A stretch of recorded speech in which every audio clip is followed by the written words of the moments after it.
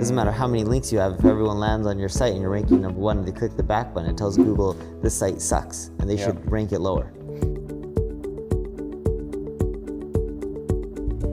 Hey everyone, welcome to today's video. We are backstage at AdCon 2023 where we've just had Neil Patel headlining the event, and we have decided to produce a little bit of content backstage, which is selfishly for me, and I think you're going to learn a lot from it. We have scaled our coaching business to $500,000 a month with paid advertising. Neil is the master at Google SEO. You've been doing this for now how long?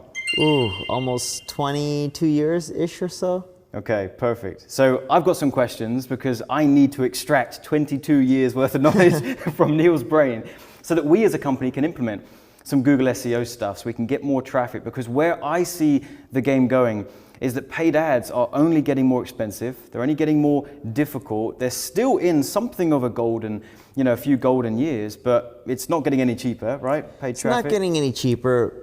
But I think there'll be a way to make money from paid ads for a very, very, very long time. Yeah. Just like SEO was much easier 10, 15 years ago. Yeah. It still works today. It's harder, it takes more time, but it still produces results, just like paid advertising. Because you learn more over the years. Just like with paid ads, you learn how to optimize your conversions or your funnels or upsell and downsell, and all these things help you get a better ROI over time. And new platforms are going to keep emerging. We take the same skills over. So totally agree, but I also want to add in the organic side of things, which we're not focusing on at all. And I want to have that leverage as well. And Google traffic is so valuable, but it's a little bit harder to get and takes a little bit longer. So we're going to dive straight in. So where we're at, Neil, is we have done pretty much nothing with Google SEO for 10 years. Fresh as a bean, and we need your help. So what would be your starting point for us? We are a marketing education company. We're really good at what we do. We focus on teaching YouTube ads and webinars and teaching coaches how to get high ticket clients. And what would you say is our starting point to get on Google? So the starting point is it's really hard to rank a website without content. And you probably have a ton of content from these events.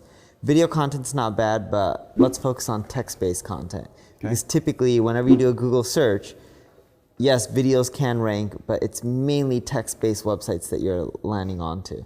So the first thing you'd want to do is give away the farm. And what I mean by give away the farm is think about everything that you're charging for, educate people through text-based blog posts, and give that away on your website. No joke. Okay, right. So we have a $10,000 coaching. And included in that is a training program with a bunch of modules, bunch of lessons. So how much of that, what percentage of that, or pretty much type all of that up and put it across lots of different articles, break it up? Correct. So you type up the majority of it, whatever that is, 80%, 70%, 50%. Okay. Break it up into a lot of different articles and put it on the web. And it could be a variation of it, right? It doesn't have to be the exact thing, but you want to give away your most valuable content for free if you're looking to rank. Okay, got it. So how will I know which topics from within my training, my valuable content, are going to pull well or not? Sure. So we have free tools like Uber Suggest. You can end up typing in any keywords like coaching or consulting or anything like that. And you're going to get more specific. Those one-word phrases are too generic. But like when you're in coaching, what do you guys help with specifically with coaching? It's a three-pronged approach. So it's people that have a high-ticket offer. They may need help restructuring that offer. That's actually the session I just got off finishing now. So I was teaching something called the offer triangle, where we have client results at the top, we have lifestyle next to that, and we have scalability next to that. So you've got to have an offer that can satisfy those three things. So it's offer creation. It's a webinar that's going to get people from I call this the conversion timeline. They're at a 0, they have no idea who you are. To buying. At 10 to buying. We want to get them up to a 6 or a 7 before we get them on the phone. Webinar does that. YouTube traffic to flood the whole system. And right now, if I had to sum it up, it's like you guys do high ticket coaching. Yep. Is that correct? Yes. So you would go to Uber Suggest and you type in keywords like high ticket coaching. It'll tell you the popularity of that term. Plus it'll give you thousands and thousands and thousands of other suggestions. It would give you variations of high ticket coaching as well as other long-term variations of it. So now you have a list of a ton of keywords within your industry that people are searching for. Look for the ones with high search volume, because that means people are searching for them on a monthly basis, and look for the ones that have a high CPC. You do paid ads. CPC is cost per click. Typically, the higher CPC, that means the better that keyword is because people are getting more conversions. Right. So what you want to do is then create content around those keywords, assuming it's relevant to the products and the services you're offering. And you'd want to put that up on the internet. That's the first step. Okay. So a few questions now, so I'm wondering where to go next, because we're talking about finding high value keywords with a high CPC. Surely they're more competitive. So if I'm not brand always. new site, no? No, a lot of those aren't necessarily more competitive. Okay. In many cases they are, but in some cases they're not. And with Ubersuggest, you can put in your domain name and it'll tell you out of the list of keywords, it'll filter the ones that you have the highest probability of ranking for right now based on what you've done so far. Okay, that makes sense. So would I be picking a combination of what I would deem high value keywords versus low hanging fruit keywords? Yes. Okay. And the app will sort the low hanging keywords for you first. Okay. Once you put in your domain name. So then you would create text-based content and put those blog posts on your website. Yep. You could use things like ChatGPT and Bard or the Ubersuggest AI writer, but you still want a human to modify the content. Your content needs to have E. What that stands for is experience, expertise, authority, and trust. And Google breaks that down. They want your content to be unique and it to stand out. They don't want it to be regurgitated information that can already be found on the web. Okay. So if you can end up creating really, really unique content that stands out and is super helpful, it's more likely to rank. Okay. And you just publish it on your blog, on your website. And then what you'll need to do is, you need to get some social shares to your articles, so share it on your social profiles. Okay. And you can also reach out to other people who share similar content on Twitter and other social networks and ask them to share content, and maybe you reciprocate and share their content. Okay. And then B, you need to get links. Links are one website linking to your website. Yep. Without other people linking to your website, you're not going to rank as well. Okay. So in Ubersuggest, there's a report called the Backlink Opportunity Report. So you put in a few of your competitors. If you don't know your competitors, just Google the terms you're trying to rank for. You'll see who's at the top. And you'll put in your domain name and a few of your competitors. Yep. And in this Backlink Opportunity Report, you first start off with your own domain name.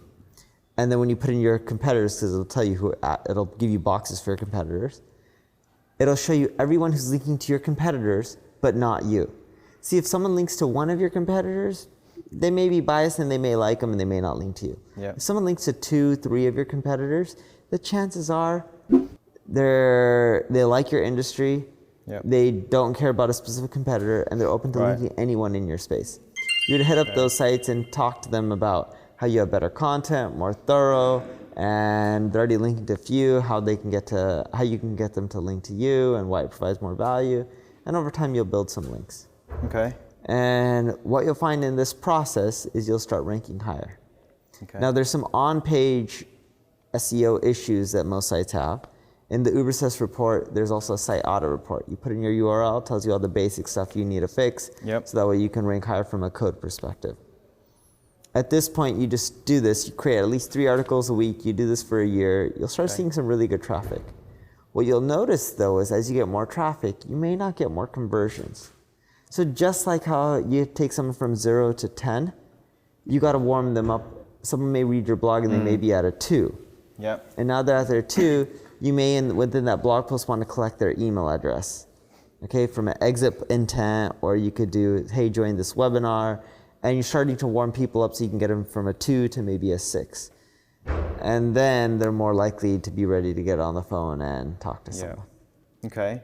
So let's just come back to backlinks then, because that's one of the things on my list to ask you about. Because back 10 years ago, I used to do a little bit of Google SEO, and it was really easy 10 years ago. We would just go to Fiverr and just buy a bunch of backlinks, and it actually worked. I'm aware that that's far from the truth now. Yeah. What you've just described is very helpful, but sounds very manual. Is there any way to automate this, leverage my time better than reaching out manually to all these different competitor sites? No, there isn't. Okay. You have to just create amazing content, reach out to them, get links. Okay. There are some other ways you can generate links, like you can create infographics. People are more likely to link to infographics from what we see. You can use Canva to create them. Infographic is just a visual that breaks down a story you're trying to tell. You can also create free tools. They're easier to generate links to. Sorry to interrupt. Just before we move on, infographic, that's something I would just embed into the blog post. Yes. Okay. With any kind of SEO benefits in the way that I'm. Just embed to the blog post. Just people like it, they'll link to it. Okay. And then free tools. You can do it. You know, I don't know the coaching space too well, but like if I'm in fitness, BMI mass calculator, body mass index calculator. ChatGPT was able to create the game Pong in less than 60 seconds, so you can have it create almost any tool for you. You can also use sites like Code Canyon to buy tools that you can white label and put on your site for like under $100, maybe $50. Okay. And these tools over time will help build links as well. Okay, that's good to know. You just got to find tools within your space, but on sites like Code Canyon, there's tools in almost every space. Okay. So what I'm hearing, and I want to make sure I'm understanding this correctly, is now the game is we want high value backlinks, but perhaps less of them than just trying to get thousands and thousands of backlinks just for the sake of having a backlink. Am I understanding that right? Ideally high value and quantity. Okay. But high value quantity. Okay. And if you can't get that, high value is fine. Relevant sites linking to you. You don't want Neil Patel linking to you when you're in coaching. Yeah. You may want another coaching site linking to you. Or you may want a CNBC or Bloomberg website linking to you that's breaking down how people are making a lot of money through coaching, and it's an up and coming industry. Right. I'm making it up. Maybe they would write about that, maybe they wouldn't. Okay. But that's the kind of stuff that you want. And you'll get that over time. You just got to do it often enough, create enough content, add enough value, and people link to you. Okay. This is like a conference. If you give content, are people going to come back next year? Nope. No, and excuse my language, but it's the same with the internet. If you create good content, people will come back, they'll be loyal, they'll give you their email address, they're more likely to convert, they'll link to you, they'll share your content, all that stuff. Okay. So we used to, again, back 10 years ago, we used to prioritize things like getting a backlink from a government website or an education website and things like that. Still helps. Okay, still but relevant? It doesn't matter too much. You just want to create good content. Okay. All right. So how many backlinks would I be expecting to generate over what period of time? And then when would it really start to kick in? Don't worry about the number. It'll be slow and steady. You may trickle in and get a few a week. But after doing it for a year, your few a week may turn into 5 or 10 a week. Okay. And it just adds up over time. Okay. You don't need quantity to rank. You just need quality content that's amazing, the best user experience. Put the user first, do what's best for them. And then in the long run, you should start ranking higher and higher, assuming you're doing the other factors like we mentioned. Okay. So if I did want to, I'm hearing this has got to be a manual process. We need to be reaching out, building a bit of a relationship with those other sites. Can I still leverage my time by just hiring a VA to do that? Would you trust someone to be... Not a VA, someone who has a little bit more experience, who specializes in it, they're going to have much more success than a VA. Okay. Just because of their knowledge of those maybe they've sent out competitors? enough emails for link building so they know, what has a better success rate. They know what kind of content converts better, things like that. Okay. VA has to learn it all from scratch. Okay.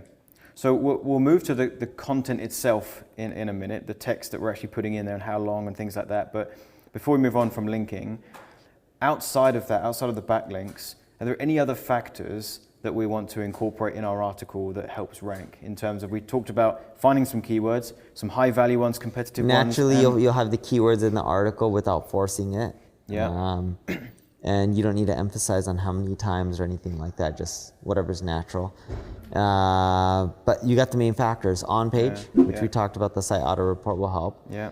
Backlinks and content. Those are the main 3 areas. It's so interesting because back when we used to do it, it seems so artificial to me now, but the way we used to do it is bolding certain words and underlining certain things and putting a certain thing in the header text and things like this. So truly, that's all not very relevant anymore. Nowhere near the other main 3 factors. Because look, at the end of the day, when you're reading an article, do you really care if a word is bolded? You care if it provides the best experience. If it doesn't, you're going to click the back button and go on to the next article. It doesn't matter how many links you have. If everyone lands on your site and you're ranking number 1 and they click the back button, it tells Google this site sucks and they should rank it lower. Got it. Okay. This is really, really interesting and also helpful.